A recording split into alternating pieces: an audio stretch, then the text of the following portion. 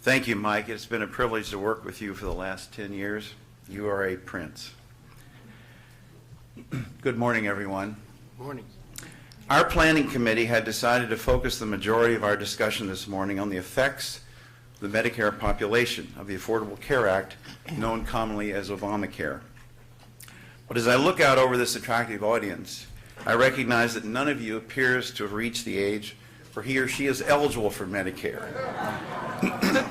So please bear with us as we continue. One housekeeping word, please turn off your cell phones. Thank you very much. It would be difficult to recall a time in the history of medical delivery when the future was as challenging, contentious, and confusing as it is today.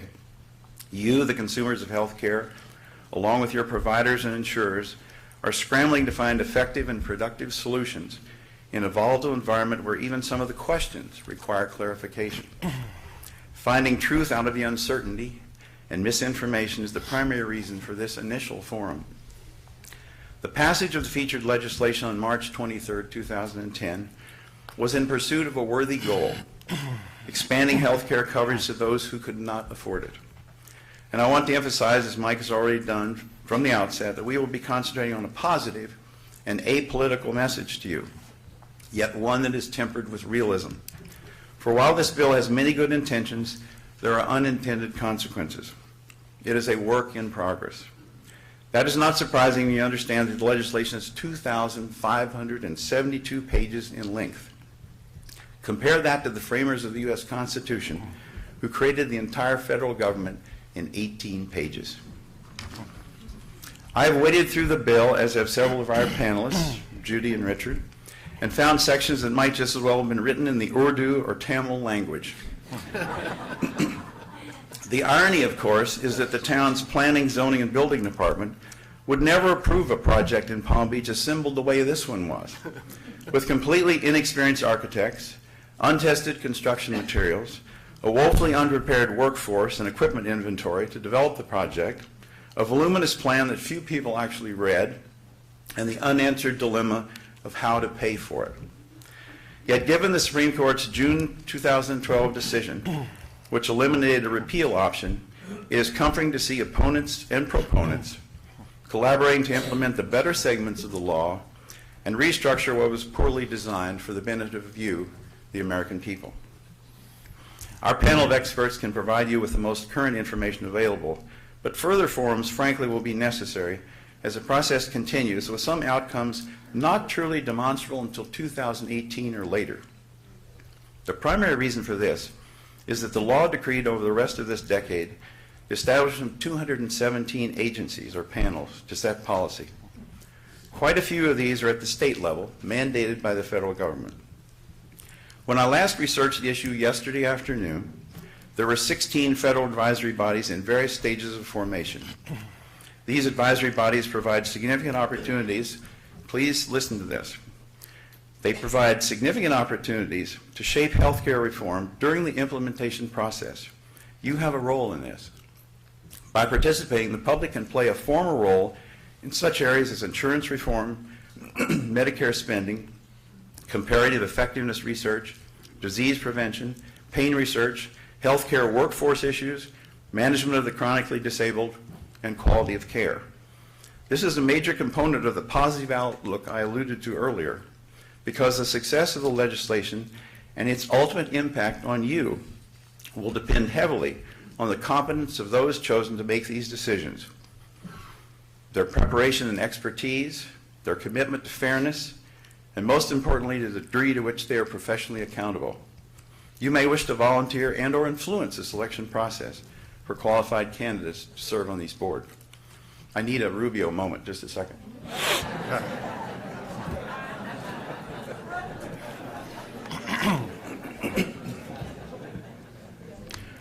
All eyes will be on the establishment of the Independent Payment Advisory Board, assigned to develop detailed proposals to reduce the per capita rate of growth in Medicare spending.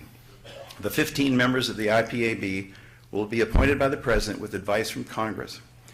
It will definitely be active by 2014 when mandatory actions are required. The operative and possibly troubling word in the title is independent. The decisions of this body will go into effect unless a supermajority of the Senate overrules them. But the Senate must also find alternative methods of identifying the same savings. One can take some comfort in the fact that a Consumer Advisory Council, composed of 10 members chosen from 10 geographic areas of the country and appointed by the Comptroller General of the United States, will complement the IPAB and hopefully be able to ameliorate some of the harsh monetary decisions that affect all of us. There is also universal agreement that several of the bill's provisions are very beneficial, and our panel of experts will certainly touch upon these. Among them, that children can be insured on their parents' plan to age 26. Now, whether you concur with this or not, this is so popular that with or without Medicare, this could have easily passed Congress. Yet parents on Medicare and certain other retirement plans cannot add their adult children. The closure of the donut hole is a welcome relief. This is that awkward period in your purchase of medications when you have covered up to a certain level but then must pay out of pocket until Medicare kicks back again at a much higher prescription cost. There is also an increase in coverage for preventive services. This follows the old adage that an ounce of prevention is worth a pound of cure, and will potentially reduce health care costs. But there are hidden costs here as well. I'm sure they'll be addressed. Insurance companies are denied the ability to cancel or terminate insurance to people with pre-existing conditions. But interestingly, according to its own statistics, the Health and Human Services data indicates that less than 1/4% of people have actually been in that category. And then there are things like the Cadillac tax to help pay for all this. In Palm Beach, it probably should be better considered or referred to as the Maserati tax. But this tax will begin in 2018 with tax insurers being given a 40% excise tax for high premium policies. You can guess who picks up the tab. This is one of many taxes built into this bill. The $758 billion being taken out of Medicare is not nearly enough to pay for all the commitments that have been made. That's why it's facetiously referred to as the Unaffordable Care Act. Our goal is to alert you to the future. With that intriguing remark, I'll return to our experts to delve into this from their special vantage points for the edification of our audience today. Our first speaker from the panel will be Judy Goodman. And Judy has a very impressive bio, which I've condensed, Judy. Judy's an attorney, is president of Judy Goodman, PA, a public policy law firm that consults for clients on public issues and represents public agencies and healthcare facilities. Formerly editorial director for WPEC TV, the CBS affiliate, Ms. Goodman served as an on-air expert on the Affordable Care Act for WPTV last June and answered viewer questions live when the Supreme Court decision was rendered. She is adjunct professor of healthcare law at Florida Atlantic University College of Business and teaches both graduate and undergraduate students. Judy, we need to hear from you for the legal part. Thank you, Dr. Dennis. Good morning. Good morning. Raise your hand if you're on Medicare and have Part A, which is the hospital insurance part. B is, okay. Congratulations. You have already met the definition under the law for having minimum essential benefits. You will not have to face the penalty of a tax called the individual shared responsibility when you file your federal income tax return with the IRS. Bravo, you've already done it. But now let's learn about the people that are not so lucky, and there are 4 million of them here in Florida that are uninsured. Currently, all of their care and costs get cost shifted to you in your insurance premiums. So we're going to try to balance this out today and understand what the purpose of the law is. The folks, the 4 million I'm talking about here in Florida, these are the folks who won't buy insurance. They don't qualify for an exemption, and they would have to pay under the law a penalty as high as $2,085 for their family of 4 by 2016 if they make up to $110,000, or 2.5% of their income if they make more. The Affordable Care Act is a federal law. It was passed by Congress and signed by the President on March 23rd, 2010. The Reconciliation Act was passed a week later. 2 laws, both called ACA. Everyone must purchase health insurance with minimum essential benefits or potentially pay the penalty for a noncompliance. That, in a nutshell, is the law. That's the law. It's not that confusing, yet ever since the law passed 3 years ago, there's been nothing but fear-mongering, hand-wringing, and all kinds of spins. But hopefully today we are going to answer your questions in a way that you understand the truth from the fiction. Same kind of silliness, by the way, went down and around when FDR proposed national health insurance in the 1930s, and again in 1965 when Lyndon Johnson got Medicare in to cover the poor and elderly. But today, probably not one of you would give up your Medicare. It's wildly popular. So perhaps we're going to see the same thing over time with ACA. But my focus today is ACA's impact on Medicare per the forum's request. First, what was the intent of the law? It was to preserve private health insurance and make it accessible to more people through marketplace exchanges that'll be online by this October, similar to the way you sign up for Medicare right now. It's to improve prescription drug coverage in Medicare and extend the life of the Medicare Trust Fund by at least 12 years because people live longer, they're older, they take out on average 3 times more than they pay in. So when we're talking about entitlement benefits, it's us. Okay, the marketplace will open next January for both individuals and small businesses. And they will also have to pay a shared penalty if they don't provide coverage for their employees. Florida's exchange will run initially by the federal government because our state dragged their feet. But many of the law's provisions are still sort of under scrutiny in the sense that they're proposed regulations and they're going to phase in over the next 4 years. So when they get clarified by regulation, that gives you an opportunity to have your voices heard in clarifying that through the administrative process because lots of agencies are still sort of out there with proposed rules. Initially, you remember Florida filed a lawsuit challenging the law's expansion of Medicaid and argued against the individual mandate as outside Congress's authority to regulate commerce.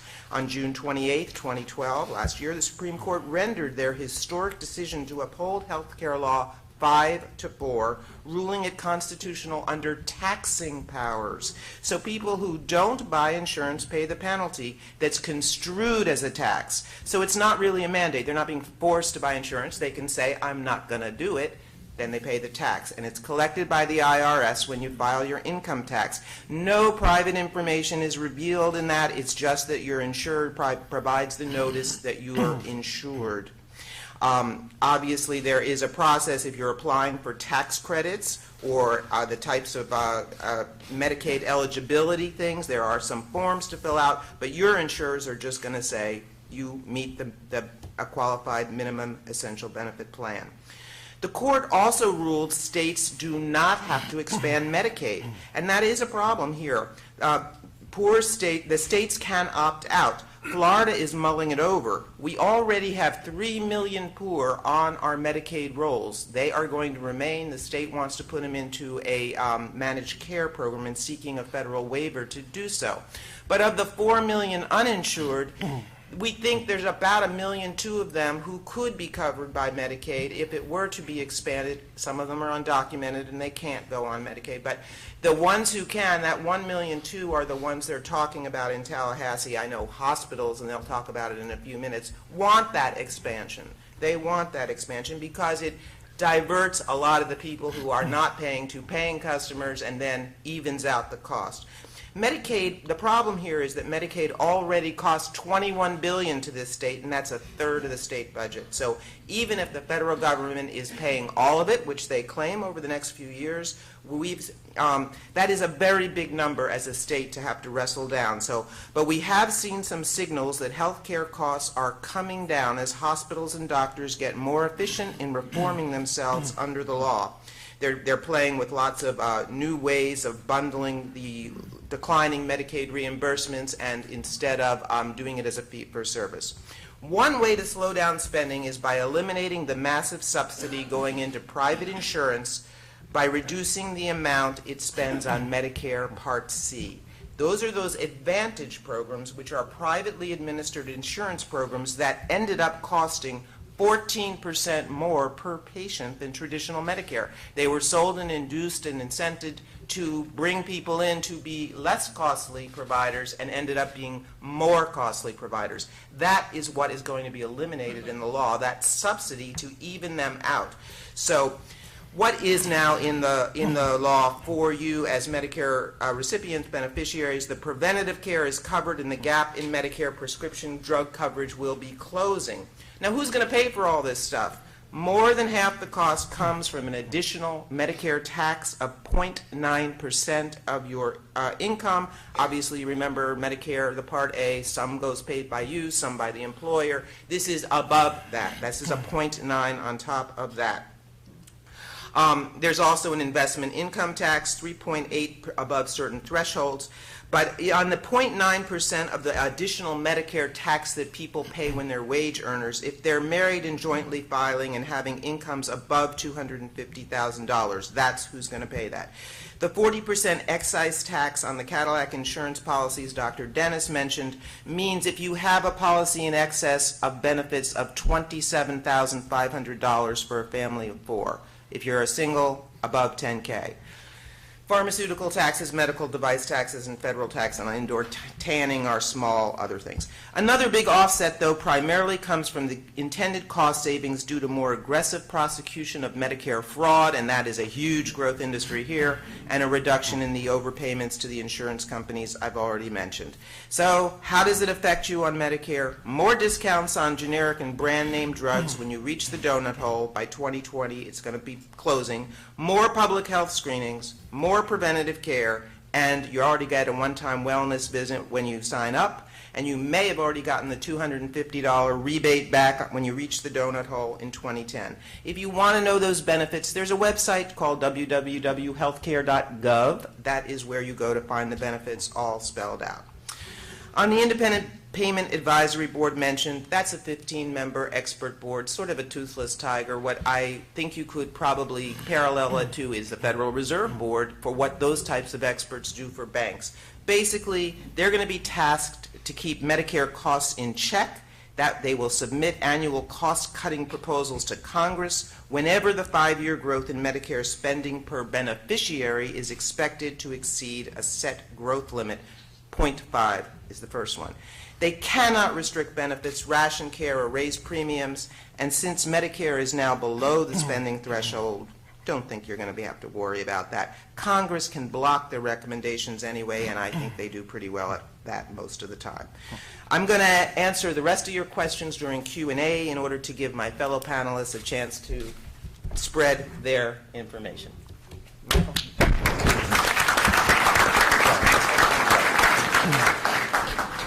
Thank you, Judy. I appreciate your comment that the IPAB may be toothless, but don't forget there are dentures available. Let me ask you a quick question, if I may. The Supreme Court has already ruled that the feds must not define general standards of care in every locality. Is that still in effect, and how does that relate to the current bill? I think you're referring to the guaranteed issue and community rating will be implemented nationally so that insurers must offer the same premium to all applicants of the same age, sex, and geographical location regardless of pre-existing conditions. Right. Okay, got it. Got it, okay. Our next speaker will be Mark Nasaka. Mark Nasaka is Chief Executive Officer of Good Samaritan Medical Center in West Palm Beach, an accomplished healthcare executive with approximately 3 decades of healthcare experience.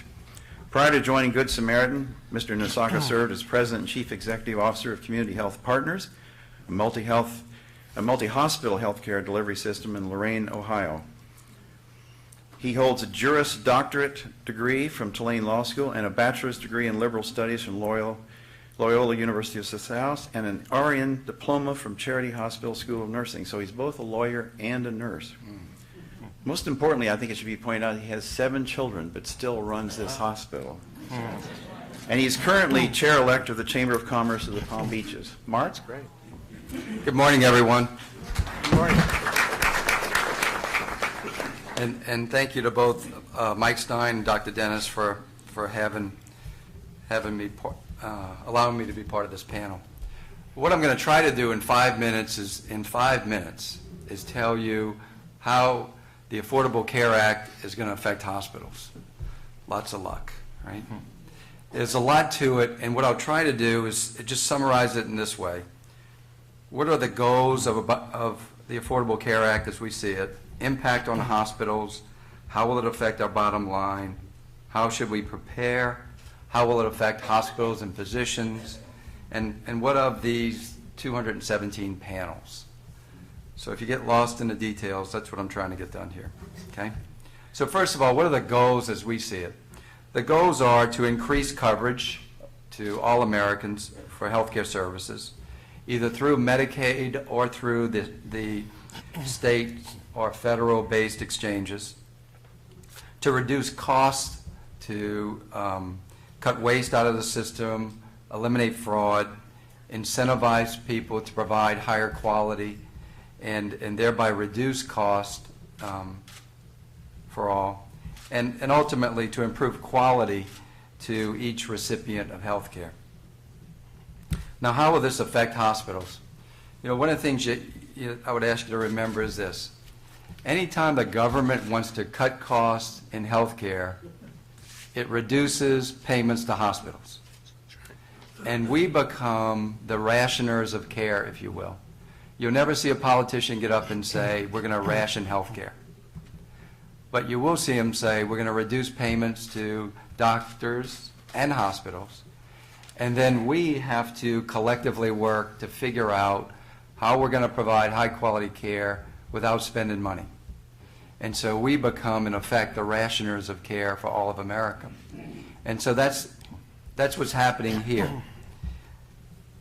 What are hospitals in a nutshell? We're institutions, obviously, to provide care, and we invest in brick and mortar buildings, facilities. We invest in technologies, whether it's Da Vinci robots or electronic health records, and we invest in people, whether it's doctors, nurses, or other folks. So when you think about what hospitals do, that's how we invest our money to provide health care.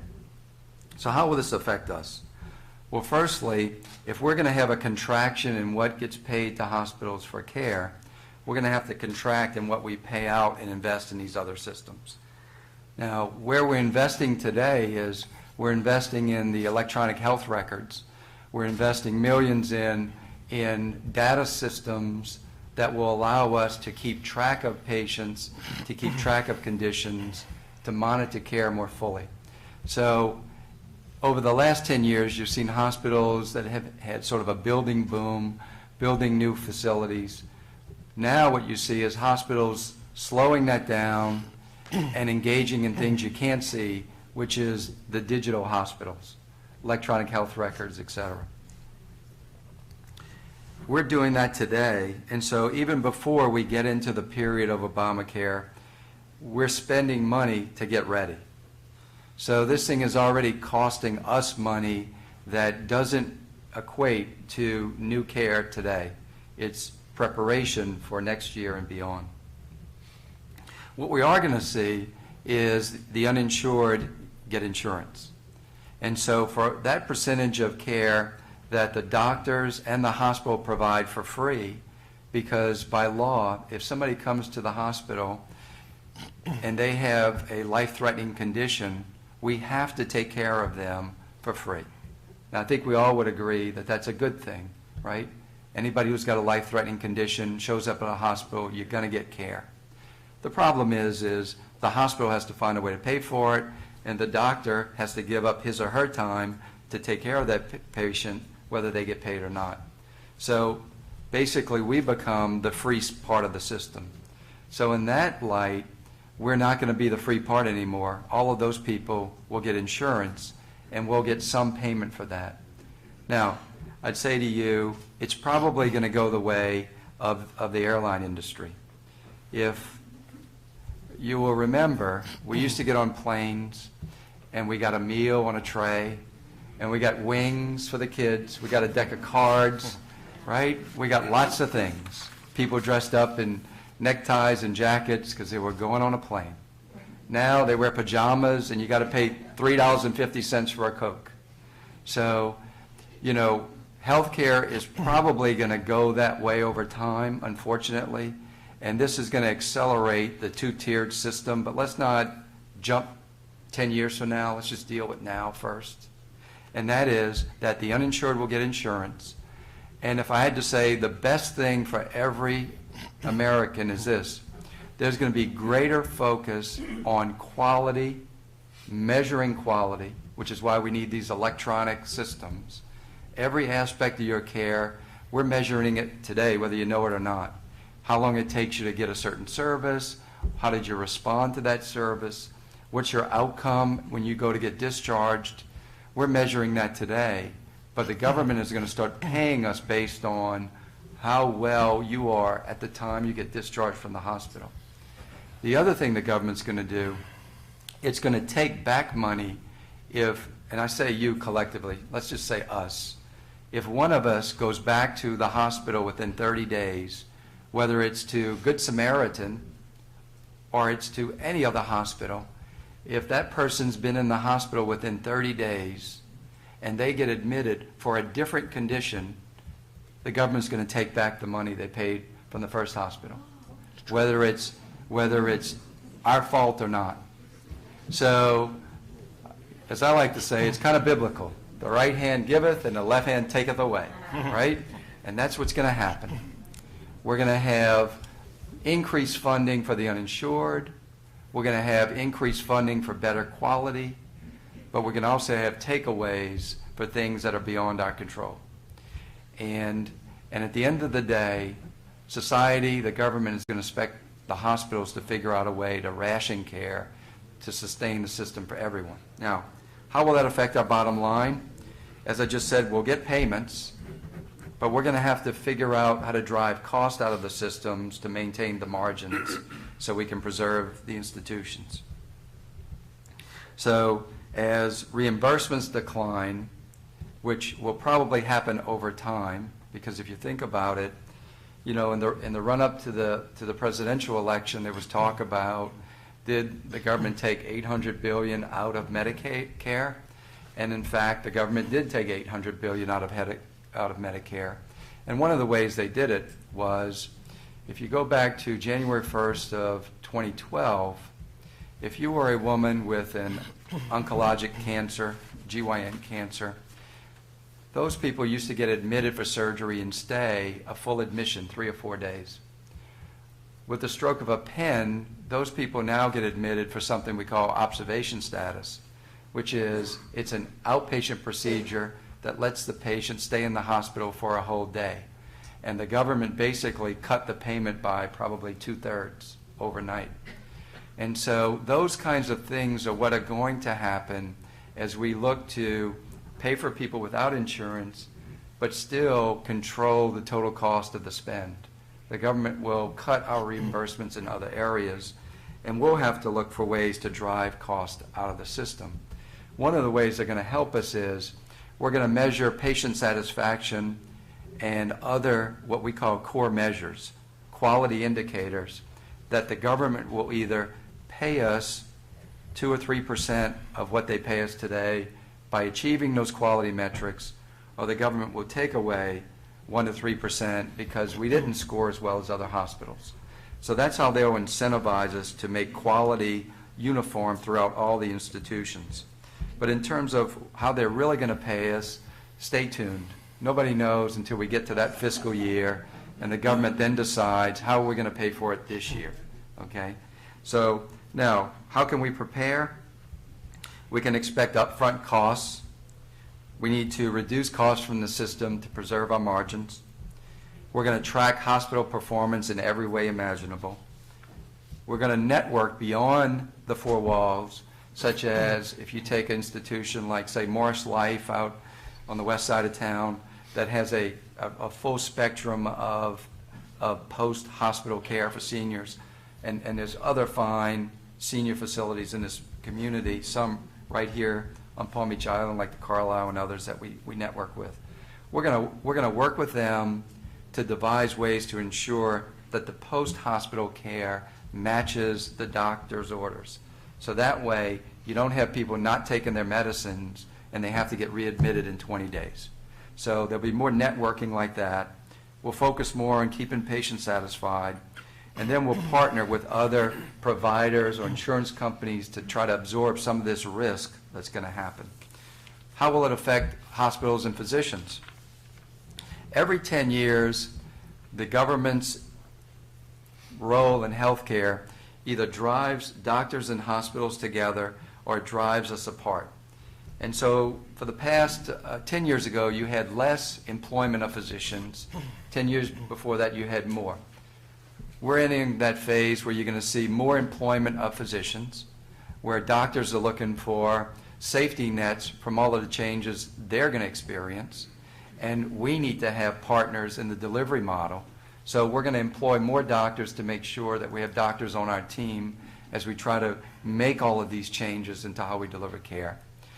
They're experimenting today with bundled payments where they take and they pay us one fee, and now we, the hospitals, have to sit down with the doctors and negotiate with them how much they'll get paid, negotiate with the device manufacturer how they'll get paid, and we basically become the rationer of what do we do with this limited amount of dollars. And oh, by the way, when they bundle the payment, they're not paying us more, they're paying us less. So, and then the other entity that's coming into the market are what we call ACOs, Accountable Care Organizations. And that is, if you look at an entity like Humana, that would be the best example I can think of. Humana has lots of seniors in a network, and they manage every aspect of care to ultimately drive quality and drive the bottom line. ACOs are networks of physicians that will either have a hospital partner or a contract with a hospital. The government will assign patients to the ACO, and the government will pay them based on achieving quality metrics. And if the physicians in there are able to achieve these quality metrics, there'll be bonuses, and if they don't, there'll be penalties. So it's another way to bundle payments in a network to try to drive the total cost down. So we're going to see that happen as hospitals and doctors form a new relationship in the future. What about these 217 panels? Who knows? It's too early to tell. There's lots of things to be worried about, and there's lots of things to be hopeful for. But the fact is, in passing the bill, they said the law, they said create the panels, but they didn't really define the panels, and the panels weren't created just because the law was created. So what we're going to see is as the government creates these panels will do what all committees do. They do something, and that something affects you and me. And so as it happens, we're going to get greater regulations put upon us. We're going to take more nurses from the bedside and have them reporting data to government agencies.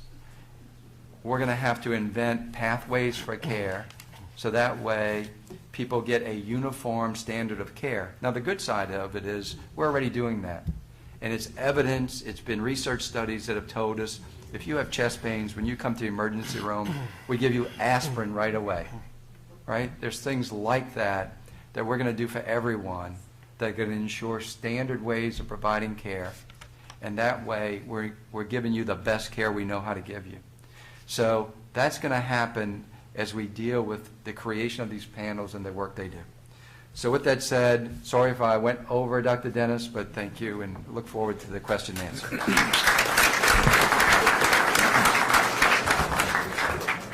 Mark, I'm glad you referred to the panels because I'd like to emphasize what I said in my remarks. You have the opportunity to participate in these panels, and we'll make sure that the Civic Association gives you, if you wish, the names and contacts to do that, and I think your input is extremely important. I'd now like to bring on stage Richard Bernstein, who represents our insurance factor here. He is the CEO and founder of Richard S. Bernstein & Associates, a national leader in the healthcare and life insurance industry. Over the last 40 years, he has advised many of America's wealthiest families and businesses. Some of his professional accolades include the prestigious Top of the Table Award from the $1 Million Roundtable and the 2011 Ultimate CEO Award from the South Florida Business Journal. He has lent his time and talents to many civic, business, political, and cultural groups, and has been an expert on national and local media outlets, and serves as a weekly guest and financial consultant for the Palm Beach Society magazine. Richard. Thank you, Doctor.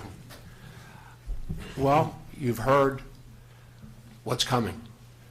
So let me start with, I was asked the 6 questions. So let's go to the first question. It has been said that you want to keep your insurance. It won't cost you anymore. Does that now appear to be true? Obamacare, as we know it, has been a great mystery, and here's why. It's been said you can keep your current insurance plan and it won't cost you any additional premium. We just heard that the costs are going up, not going down. AARP, who supported the president and his plan, they said their costs are going up 5%. In my opinion, it does not appear to be true that the costs are going down. As the insurance companies and the government make changes to the current plans and new provisions are added, the plans will be considered changed, and the old style plans will no longer be there for you. They'll be gone. So you're going to have to make change and pay a higher premium. Additional cover requirements will make it more expensive for individuals and the government. Additional costs will pass on to the consumers, for example, and Judy had touched upon that, the medical devices, 2.3% tax on taxable medical devices. Additional fees for drugs, name brand drugs are going up, cost of drugs are going up. In short, the number of uninsured Americans will fall dramatically, which we talked about, but it will be a significant cost to American taxpayers and insurance policyholders. My next question was asked, if a doctor opts out of Medicare, what other coverage can he get, or do you have to replace that doctor? Well, the doctor has a right to treat anybody, and therefore, if he drops out of treating the Medicare patient, you have to find another doctor. My understanding, from what I've found out from talking to a lot of doctors, they're not taking on new Medicare patients. That's a problem. Because today, you have the baby boomers coming on board, 30% more people coming under Medicare, and there'll be less doctors to treat them. The new law will slash what doctors, hospitals, home care agencies, hospital care, and dialysis centers are paid to care for the elderly. They'll penalize the hospital. And what you just said, I have a very dear friend who's a doctor in Boca. His father went into for operation for a hip replacement. 27 days later, he went in to have his prostate taken care of. The hospital didn't get paid. That's one of the things that was just brought out. You know, and when you get older in life, you have a tendency to use the care more than when you're younger in life. Cut support from Medicare Advantage plans. Judy had touched upon that. That's a big thing for seniors. Everybody talks about the cost, but how about the care? How will the Affordable Care Act affect insurance companies, large and small? Well, the insurance companies, they win in one area and they lose in another area. Where do they win? They have 30 million more people to take care of. And who's going to help the insurance company pay the premiums? You and I. The government says that if you don't make, I think it's $92,000, that they will help pay the premium for these people to be covered. That's how they're going to make money. Insurance companies also are now, a lot of them, like United Healthcare and the Blues, they're very much in the process with the states trying to figure out third-party payers and what they can do. There'll be no changes in the insurance. In other words, when the insurance goes on to the exchange, every company will have the same type of insurance. It's just a matter, is it better to take that policy, or is it better to keep my old policy? Secretary Kathleen Sebelius of the Health and Human Resources told Congress that the private insurance companies will go into a death spiral because of the cost regulations. Under a single-payer system, enterprise, it looks like that will be gone, and you won't be able to compete. I had a client in the last 30 days who had a significant rate increase in their program, about 30%. We were able to negotiate with the insurance company to bring it down to zero. When the exchanges come in, you won't be able to negotiate with anybody but the government. You'll be able to talk to them, and then you'll do what you can and what you can't do. The premium cost. According to Oliver Wyman, the study shows that the family cost will increase on small business about $360. On the large companies, it will increase about $380 a month. With businesses, and here's really the problem, if you take the small businesses between 45 and 80, take the restaurants, take the companies that didn't insure the people working for them, they have to insure them now, and we understand that that's the law and they have to do it. But there's a cost to it. The cost of food increasing at 12% a year, and now you have the cost of health care. Some restaurants, I've talked to some of the owners of restaurants in Palm Beach, as well as Palm Beach County, and they're thinking of closing one day a week so they don't fall into that situation. If you go back to the Massachusetts bill, which Obamacare has taken after, everybody always talked about the good things in the bill. Well, what were some of the problems in that bill? $4 billion increase in cost, $400 less income for the families, and 20,000 jobs lost. One of the restaurants in Palm Beach now, or in West Palm Beach, has put on there the extra cost because of what's happening in the health care bill. I'm not saying it's bad. That's not why I'm here. I'm just giving you both sides of the coin as to what you have to expect. We hear about insurance exchanges. Will Florida have such an exchange? As Judy just told us, and it was in the Palm Beach Post, if anybody read the paper on Sunday, it talked about that we missed the deadline and we will be under the federal government's exchange. Next year, we have a choice. We can remain there, we can partner with the federal government, or we can have our own. And they're discussing that now. The exchange is supposed to work, if you think about it. We have a nice grocery store on the island in Publix. You go in there and you go shopping. Well, that's how the insurance exchange is supposed to work in the future. You're supposed to be able to call in an 800 number, or go online, or go in person, pick out a product or something that you feel fits your needs, and that's what you'll be able to do.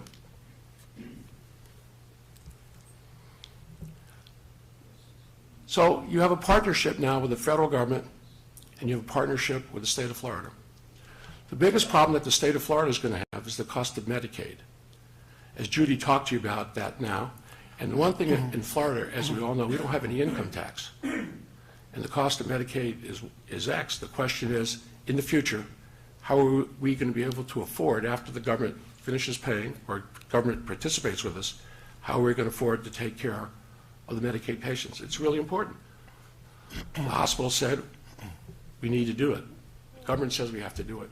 But we have to plan. We have to make sure we have enough money to make these changes, and we're going to have to live inside the budget to make sure people are covered. There are many unknowns. We've heard that there's $716 billion have been taken out of Medicare. And what is the impact on that?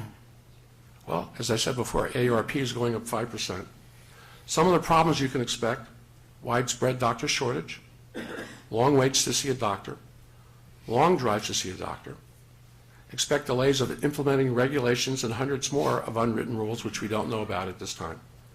A decline of benefits, as the hospital is explaining. There are certain benefits that we had before we don't have now. If you recently, with the PSA testing for men, the government is trying to rule that out. They tried on for women for breast cancer.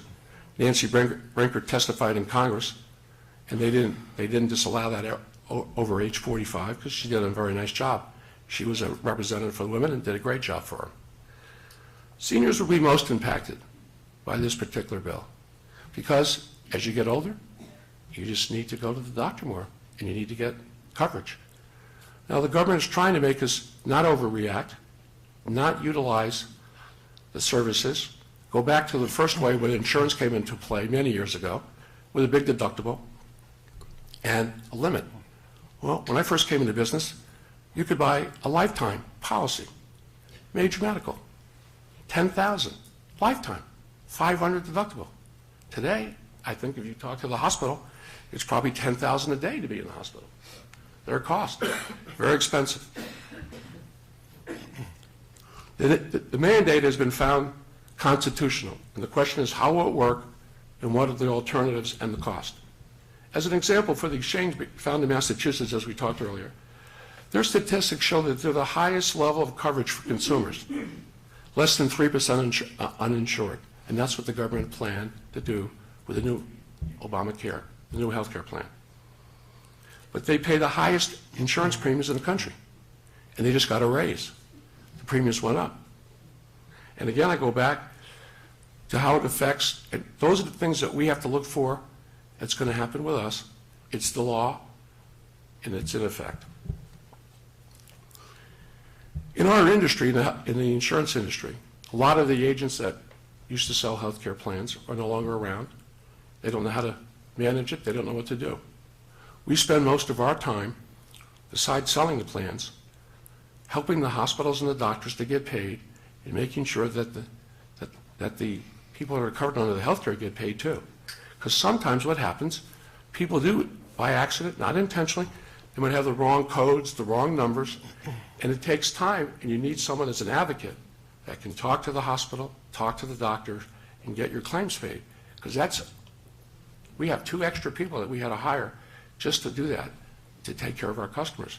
It's an expensive part of it, and now with it changing, it's going to be even more because there's more pages to read and more things to do, and you got to make sure that everybody is happy.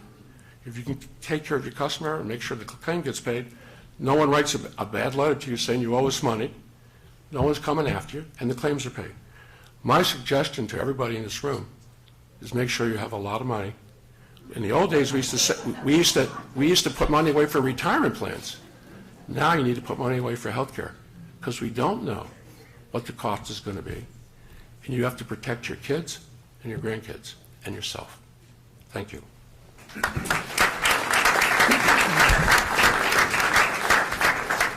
Thank you, Richard. I have one simple question for you.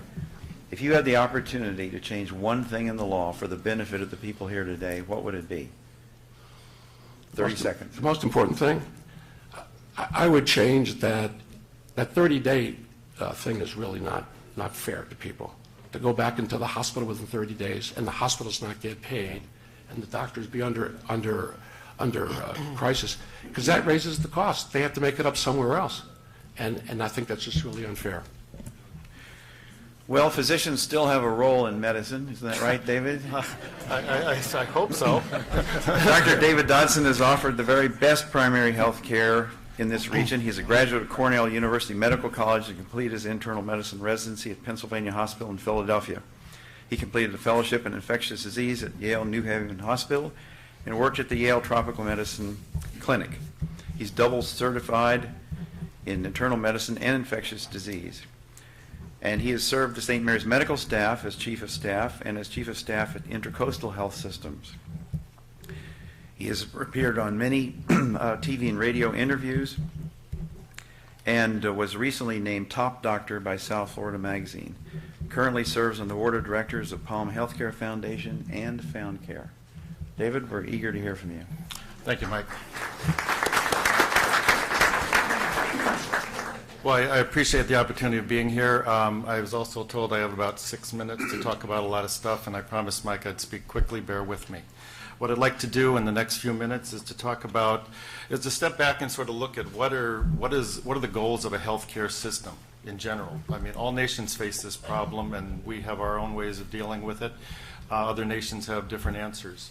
Second, I'd like to talk about a snapshot of what's going on in the U.S. healthcare system right now and how ACA is going to affect it. Third, I would like to speak about concerns that doctors have. We're kind of the boots on the ground, the grunts of this whole healthcare war, and doctors have a lot of concerns. And finally, I'd like to say a few words about the physician-patient relationship as this process that's in transition moves forward. First, the goals of a healthcare system. Well, why do we have a healthcare system? Well, the short answer is that no nation can survive and succeed without a healthy working population. We have to have it. And so we have to figure out how to get there, and different nations have taken different paths. The truest thing I've heard about healthcare systems is that you can have universal coverage, or you can have access to high technology, or you can have speedy care, but because monies are limited, you have to pick two of those. And we have chosen in this country access to high technology and speedy care, but we have left off universal coverage. And we talk about ourselves as proud Americans, but how can you be proud when 1 out of 5 of your fellow Americans doesn't have any health care coverage? And when those people don't have health care coverage, they die earlier. They have a higher mortality. They also, their health care is more costly. It is cheaper to take care of a patient in a doctor's office than it is in an emergency room. That's the highest cost center of taking care. So how do you get to a healthy population? Well, what are the characteristics of a successful healthcare system? Well, I think that one of the characteristics should be universal coverage. We should cover all of our citizens in the country. Number 2, we should have excellent healthcare outcomes. There should be life expectancy, decreased mortality, decreased infant mortality. If you look at the statistics for the United States healthcare system now, we rank down there with third world countries. We're 23rd in life expectancy. We're right between Uzbekistan and Tobago. It's ridiculous. We should have reasonable costs. We have to have reasonable costs because we cannot afford the path that we're on. And the final characteristic is we should have high patient satisfaction. Patients should like their healthcare system, be comfortable with it. The number one cause of personal bankruptcy in the United States right now is medical care costs. That does not happen in other countries. Why we do this to ourselves, it's a self-inflicted wound.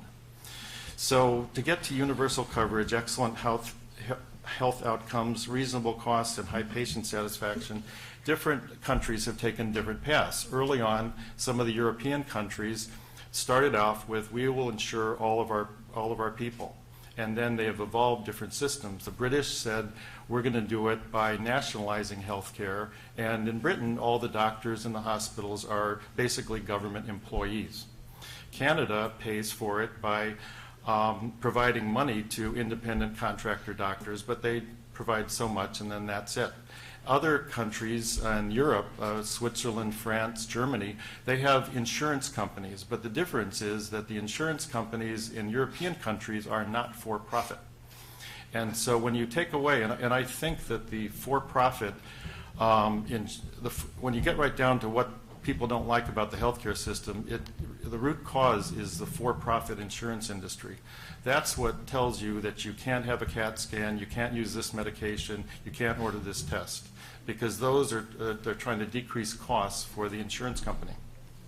So when you look around at different countries, what country kind of meets the best of those goals? Well, I'll cite Switzerland as an example. Switzerland has universal coverage. It has excellent health outcomes. Their statistics are right at the top of the charts. Their costs are reasonable, and the patients are very satisfied. And basically, their model is that the government has tight restrictions on insurance companies, and then the health care goes from there. And that model basically is what Massachusetts adopted in 2006. And that model is now what the United States has adopted in 2010. So that is sort of a broad overview of healthcare systems. Now, the U.S. healthcare system, and there's some particulars here that we have to be aware of and deal with. Right now, there are about 700,000 doctors in the United States to take care of 315 million people. About 50 million of those are uninsured. About 17% of our population has no healthcare insurance whatsoever. There have been trends in the U.S. economy from 1950 to now. In 1950, the healthcare expenditures were 4.6% of our GDP. Now they're 17%. Most industrialized countries, their percentages are between 9 and 11% of their GDP. So right now in the United States, we pay a lot more and we get a lot less. We don't insure all our people, and our healthcare outcomes are not as good. The per capita expenditure in 1950, each individual citizen paid about $406 out of pocket. Now the per capita expenditure is $6,807, so the costs have gone up for all of us. And where does this money go? Well, if you look at all the bar graphs, there's a ratio of about $3 goes to the hospital, $2 goes to the doctor, $1 goes to drugs, and then there's a portion of $1 that goes to other stuff. And that proportion has really held, from 1950 to 2009, has held roughly the same. As costs have gone up, the perceived and the real need for health insurance has gone up. That's why back in the day, I guess docs used to get paid in goats and cheese and eggs and good stuff like that, and now we have 90% of the healthcare costs are by third-party insurance of some form or the other. There's been an increased number of physicians in the United States. In 1950, there were 1.4 doctors per 1,000 patients. Now there are 2.7 doctors per 1,000 patients. So the proportion of doctors has gone up.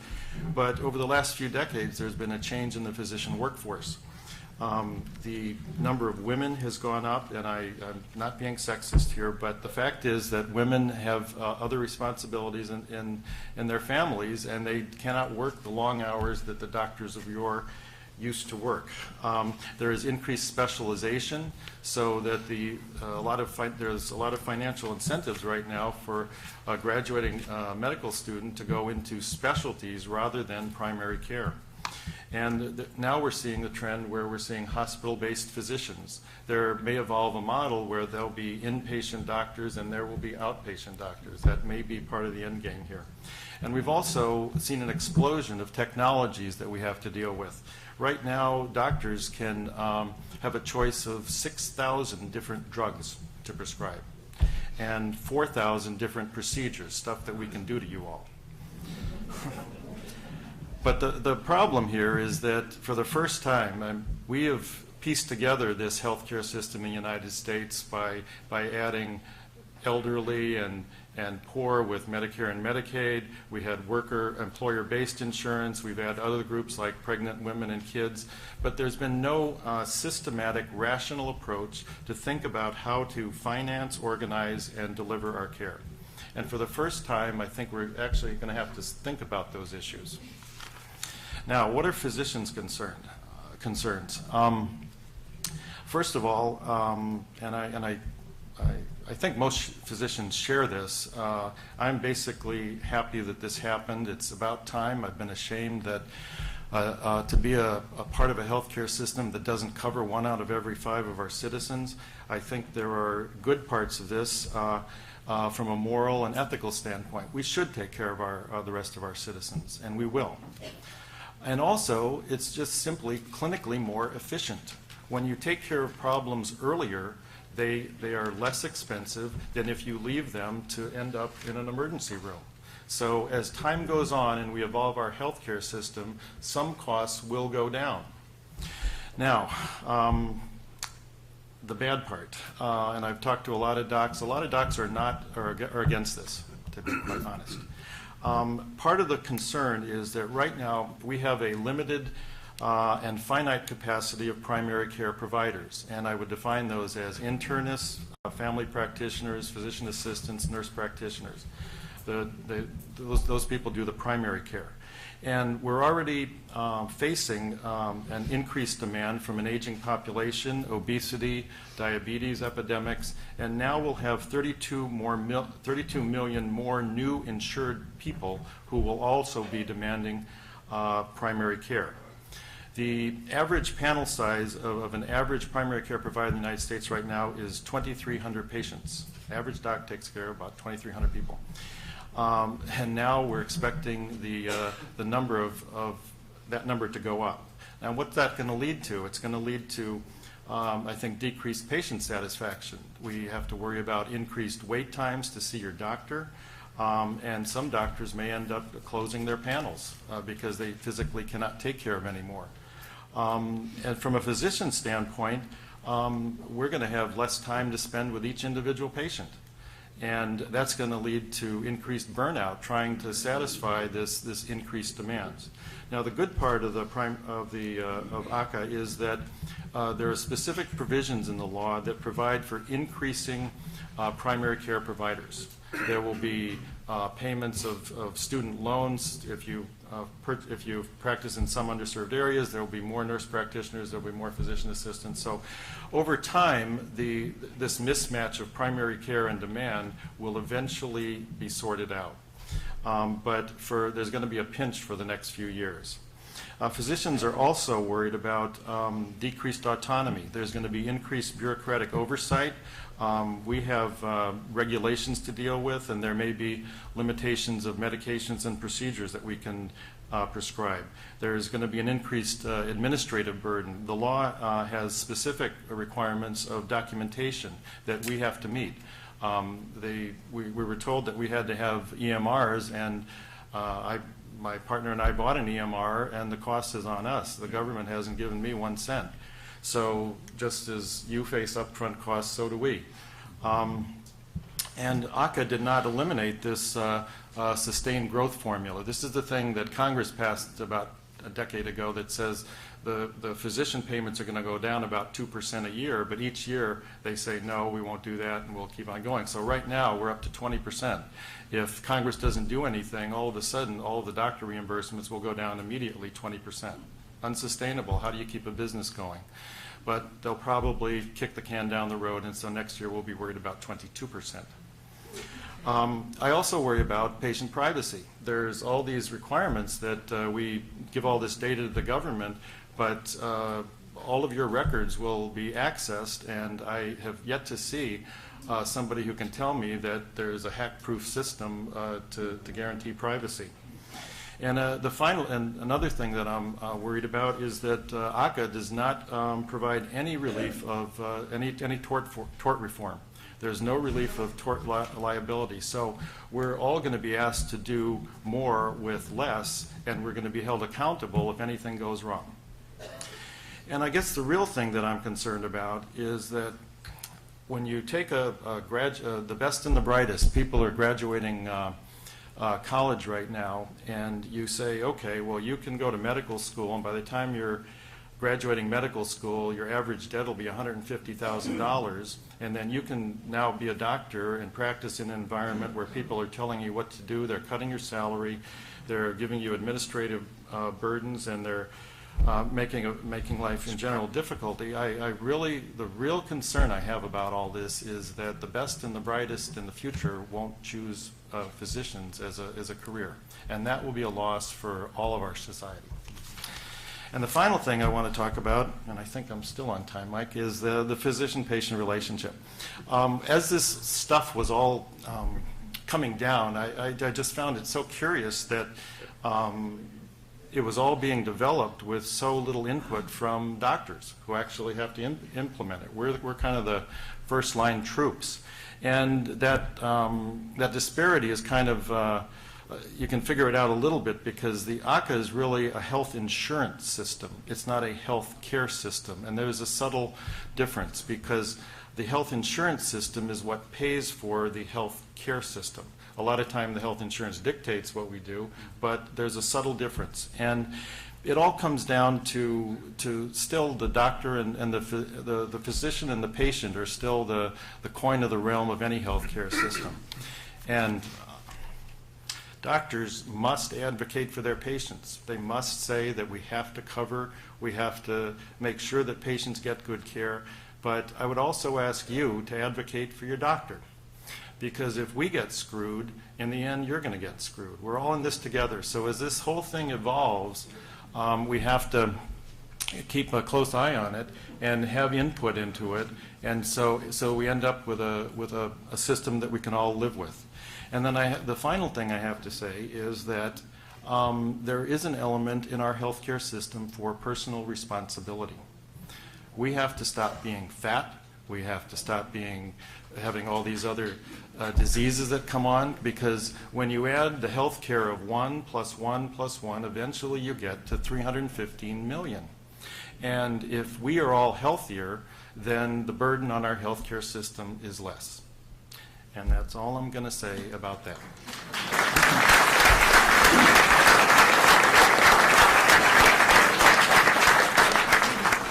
Thank you, David. See, we knew we could fit all 5 of us into 15 minutes. Now, we did promise a Q&A, and so I'd like to open that up to the audience, please. Do we have a microphone available? Bill Diamond, you don't need a microphone. Okay. You said loud.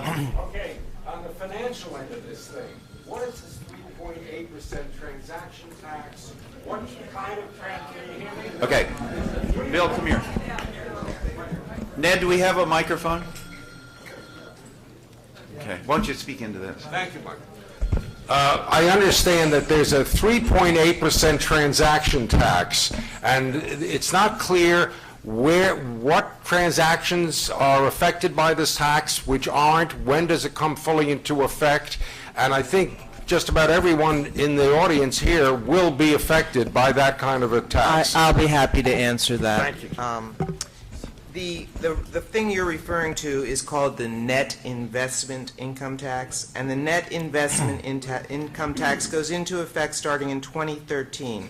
The 3.8% net investment income tax applies to individuals, estates, and trusts that have certain investment income above certain thresholds. 250,000, I think. And this is this is something that you can learn about on the IRS website, but you had the wrong name for it. It's called net investment income tax, 3.8%. I think it applies to if you have stocks and bonds, if you sell your house, if you're single, if it's over 200, you make over 200,000 a year. If you're married, it's 250,000 a year.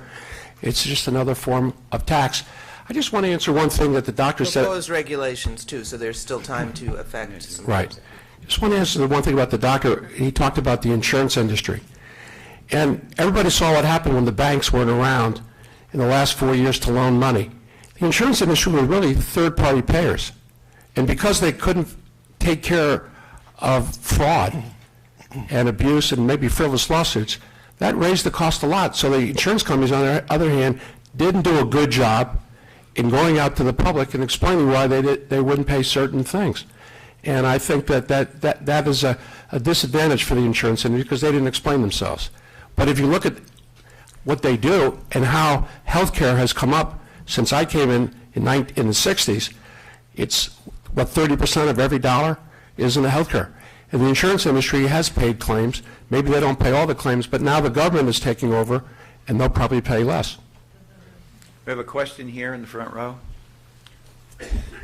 When I enrolled in Medicare, I kept my private employer-provided insurance.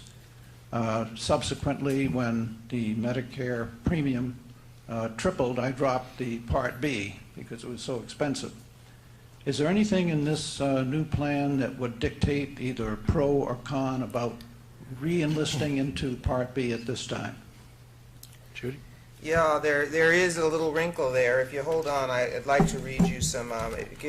Ask another question while I have the exact answer for that issue.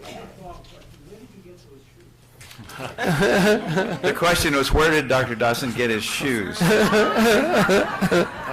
They're church's shoes from London. Yeah. Question here, please. About the medical insurance that the doctors have to pay. From what I understand, it's very astronomical, and a lot of doctors are losing interest in the true. profession as a result of it. And is there anything that the government can do to help in that cost, or the insurance providers reduce it? Because Yeah. if we lose interest in doctors and becoming doctors, we have more of a problem. And Yeah. from what I understand, it's, correct me if I'm wrong, Dr. Dodson, it's astronomical now what the doctors have to pay. Yeah, David already referred to tort reform, which was not even touched in the law. David, do you want to comment on the just malpractice premiums? Well, the first thing I'd say is that most doctors in the United States are small businessmen. So we face the same costs that any other small business costs. We have to pay health insurance for our employees, so we're vitally interested in the cost of health insurance. But we also have to pay malpractice insurance. That's what's so costly in the United States, and that's something that isn't addressed at all in this current thing. I can now answer the earlier gentleman's question. If you drop traditional Medicare as well as your supplemental Medicap policy and you go with the Medicare Advantage plan, can you go back later to regular? And it's sort of tricky because if you are thinking of going that route, what happens is the Medigap providers can then require you to go through medical underwriting, and so sometimes people find that affects their cost structure, and it's very different than when you got on it originally. So it's a cost issue, and not knowing your health condition, it's tricky to make that decision to go backwards. If you have a problem with your health condition, what you can do in the state of Florida, if you have a one-person company, you can form your own group insurance, and you get guaranteed issue in the month of August. If you have more than one, you can get health care. So that's another way to protect yourselves and to protect people who need health care. What I said was that in the state of Florida, you have guaranteed health insurance. They got a right to raise you up 15% if you're not insurable, or decrease your 15% if you're insurable. In the month of August, you can have a one-person group and get health insurance if you have a corporation and can prove that you are taking care of that business. If you have 4 or more in the state of Florida, you can get guaranteed health insurance. I can only tell you that Wayne and I'm over 65. I've kept my own health care policy, and I only kept the Part A because I was concerned about the drugs and everything. One other thing I want to throw out to everybody here to help cut costs. Why doesn't our country have a favorable clause for drugs? In other words, you can go to Canada and buy drugs cheaper than our country. You can go to Cuba and buy them cheaper. Why don't we have a favorable clause that drugs that are made in this country, that we get the same rates, which would cut down the cost for all people that need to have medication? I can answer that. Good. Yeah, what happened was when George Bush passed the drug bill as I guess a favor to drug companies, they specifically excluded the United States government from bargaining with drug companies. Canada can do that with drug companies. The United States is specifically barred from doing that, and that's why we have higher prices. So we can change that, right? We can change that. Congress can change it, and the President can sign the bill into effect. One point of information, the gentleman mentioned Part B. Medicare Advantage is Part C. Don't get them confused. B is for doctors, Right. A is for hospitals, C is private insurance, and Right. D is the option for private pharmaceutical. Thank you, Judy. Another question, please. Keeping us grounded.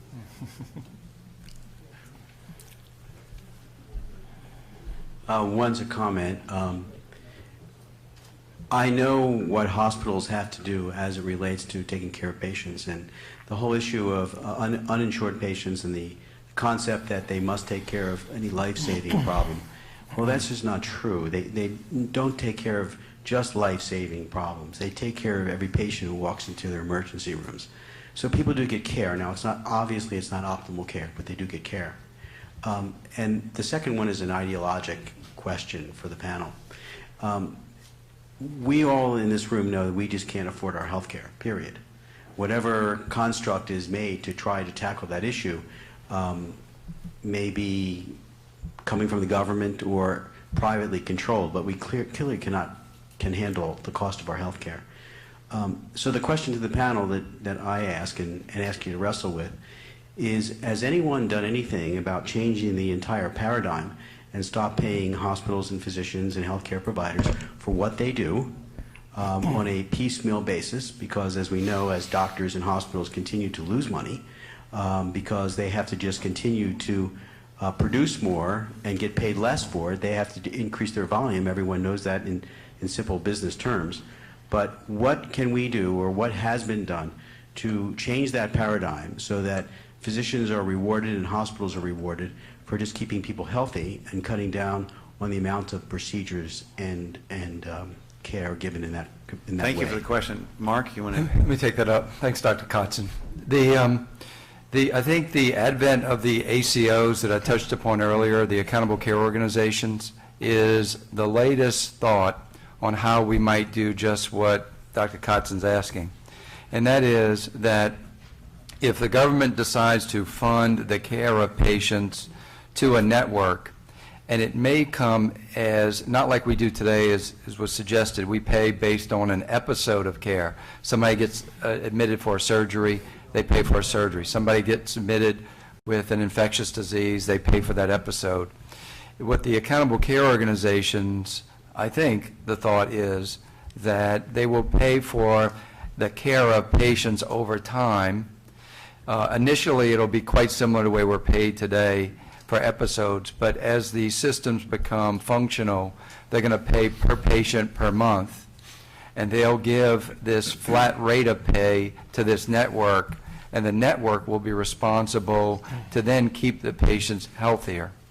The network will also be responsible if the patients get sicker, and it's going to be a risky venture because if too many people get really sick, these entities could go out of business. But the thinking is, can we place people in these networks? Can we pay the doctors and the other providers a flat rate and expect them to in a sense, keep people healthier for doing that?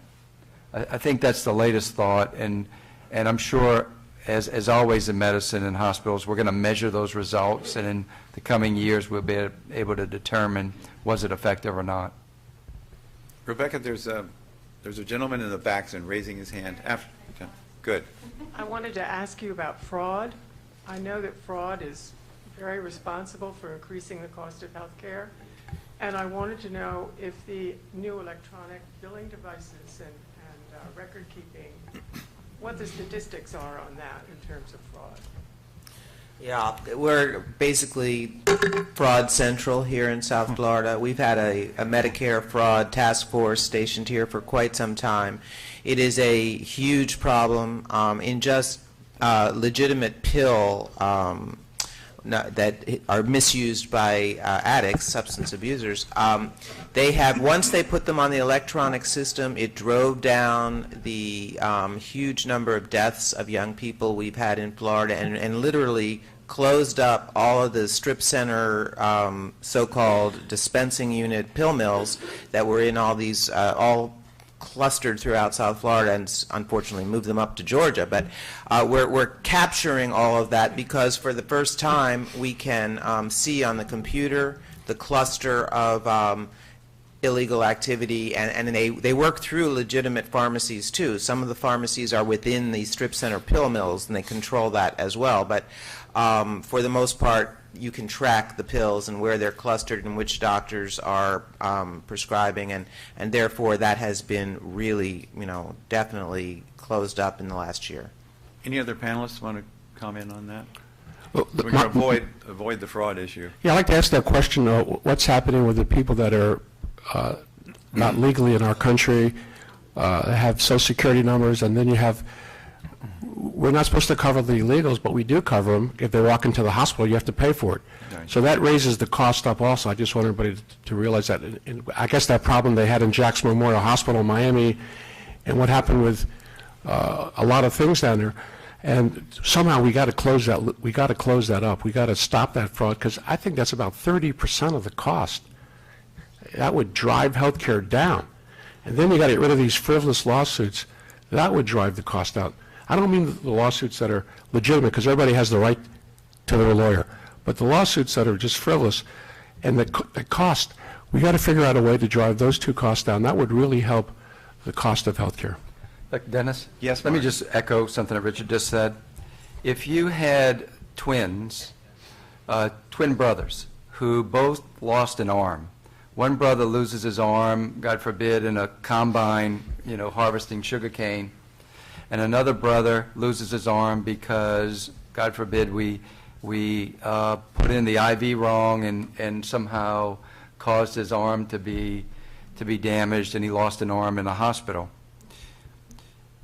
The one brother who lost his arm in a industry accident, we would go to the workers' comp book, and we would go down the chart, and there would be a number assigned to that arm, and let's just make it up and say $250,000, and we would pay $250,000 for that arm, and that's how, as a society, we've agreed to compensate people when they die in industry or get injured in industry accidents. That twin brother who gets hurt in a hospital, there is no limit on how much they're going to get paid. The limit is how much can they extract from the hospital's coffers, from the doctors involved, from the insurance sector. Now, at some point, the limit is what the average rates are. But let's just, make it up. It may be $1 million in this system because it happened in a hospital. So society says in one case, we're going to limit liability and value people's injuries and pay it simply and care for them through the workers' comp system. But if doctors or hospitals do it, catered bar to door, however much money you can get is yours. So there's just a great example in my mind of how we have this desperate system. David, do you want to comment on what it means for a physician to go bare in terms of insurance? Yeah. As a physician, you're running a small business, your costs are going up, your reimbursements are going down, you're facing basically what we face is a price fixing scheme. Medicare and the insurance companies all say, this is what we're going to pay, doc, it doesn't matter what your costs are. And so we're kind of caught in the middle. And then we have more people, increased demand, and then if something goes wrong, our fault maybe, or not our fault, and we get sued, each doctor could lose everything that you've worked for your entire life. You could lose your house, every asset you have by one incident. And it's really an untenable situation. The gentleman in the back. In case you have any question, I'm one of the past president of Palm Beach County Medical Society. On mid-'80s, we found out that the cost of defending malpractice was average $80,000, but 80% of the cases, the hospital and doctors won those cases. Good personal injury attorneys wouldn't accept those, but the group that we call them ankle biters, they knew it's going to cost you $80,000 to win it. They brought frivolous lawsuit. So if this health care is going to work for this great country, we must treat it like a veteran hospitals. Our VA, who have given their life for this country, they cannot go and sue VA hospital for these various issues.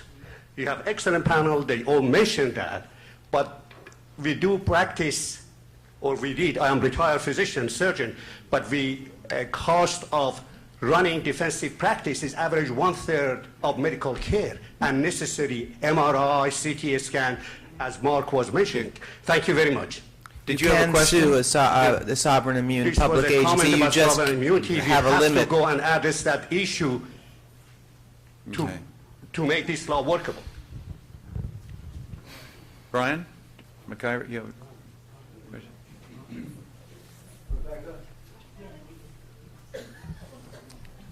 We need. Everybody should have a microphone. Maybe the health care bill will pay for that. Good morning, and thank you very much for your education. I had a question of two panelists. Dr. Dodson, if you listen to the trends that you portrayed, isn't one of the conclusions you come to is that we're going to be increasingly moving to a two-tier medical system in this country, one for the more affluent and one for the so-called middle America, or the less affluent, to where you see concierge doctors reducing their patients from 2,300 down to 500 to 600. And then the other part of the system is going to be accommodating patients with between 25 and 3,000.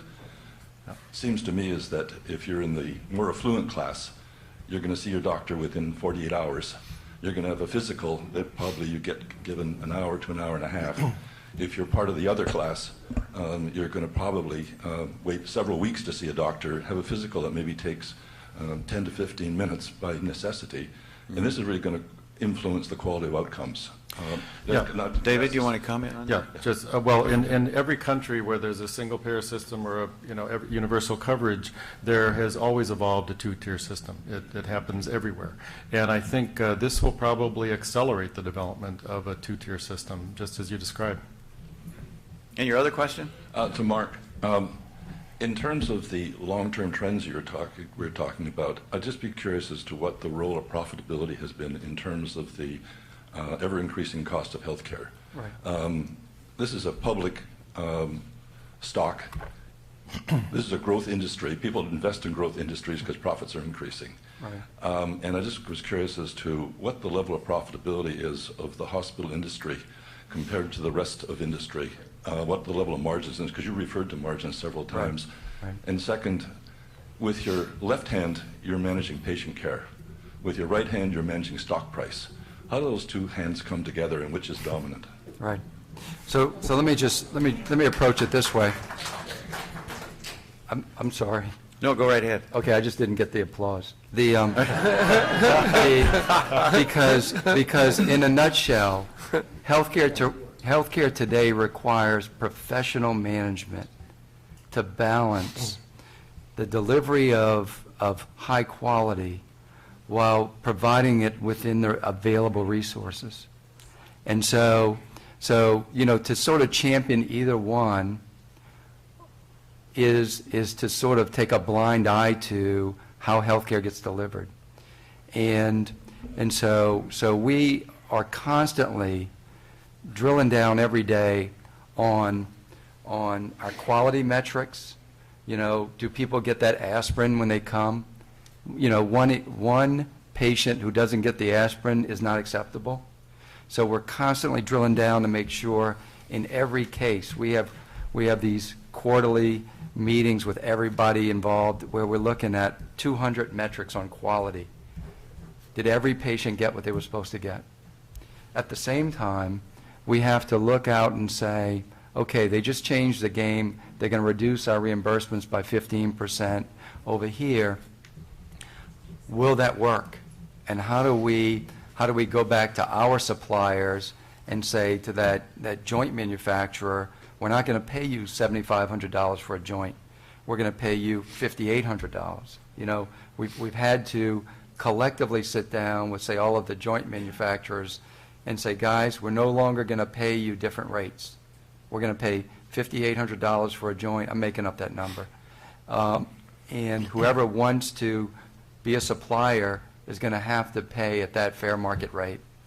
And so those are ways that we try to balance both of those. And if we let either side be the dominant side, we'll go out of business. If you let just the quality be the concern, we'll overspend so much that we'll close the doors. And if we just focus on the bottom line concern, we will stop focusing on the quality, and the customers will say, hey, we're not getting value. So hospitals today require professional management to everyday balance those complex issues. And I can tell you there's some days when I go home and I need my head examined. But at the same time, what we're doing here, It's those 7 children, Mark. Well, let me say this. We're in the people business, right? We're trying to provide people with quality of life for a future. And that overrides all of the headaches we deal with on a daily basis. And there was more to your question about the economics, and I know it was an intelligent question. So offline, if you want to talk some more about it, I'm happy to. Mark, what do you think that costs you to manage that care, if I may ask? We used to be quality. Now you have to take care of managing that. What do you think that cost runs, if I may ask? I can talk generically about it because I know most of the hospital profit margins in the state of Florida, and most hospitals generally run 5 to 6%, but it depends on the payer mix of who goes to that hospital. If you're in a neighborhood where everybody's on Medicaid or Medicare and you're getting a lower payment structure, you're going to probably run 30% loss. You're not going to be a winner. So, we're talking averages here. So, but basically, it's a payer mix and who is in the neighborhood close to that hospital that drives their profit margin, not the kinds of issues that you're, And let me add to that. The bottom line for all hospitals in the industry is a 3% margin. In areas that Judy's mentioned, have affluent hospitals. It exactly. shifts from place to place, but on average, it's 3 cents on a dollar is what our margin is. And so where does that money go? Every year that there's a new CAT scanner that gets invented, or a new Da Vinci robot, or a way to provide care, that a new electronic health record, that money for those new technologies has to come out of the margins that get produced. And so if you take, like us, where we're owned by a company, the company doesn't pay dividends. Earnings today go to technology tomorrow. And that's how we sustain ourselves without requiring a donor to give us money to buy that new piece of equipment. But the margins are quite slim, and it's tough business. Ned Barnes, who controls the Civic Association, just told me that if we stay much longer, he'll have to serve lunch. So we'll have one more question, please. One more. I have a question. I have dual citizenship, American and German, and I have a very good German private insurance. So in the case of people who have their insurances from somewhere else, how would this work? Obamacare. I don't know. Anybody? So the question you're asking is if you have German insurance and you're a dual citizen. You might be better off going back to Germany. That I think is true. No, the question is, you're saying, how does your policy work? Well, no, I know how my policy works here. I pay and they repay me in Germany. But as Obamacare is by law, would I be then forced to pay again here? Existing policies are grandfathered in under the law. So it's Even those which are not American? that I'd have to research specifically. Please do. Okay. Thank you. Well, thank you all for coming. Thank you for being here. I'd like to acknowledge the visionary leadership of the Civic Association and its Healthcare Committee with co-chairs Mike Stein and Dick Conroy. I have one last word for you, please.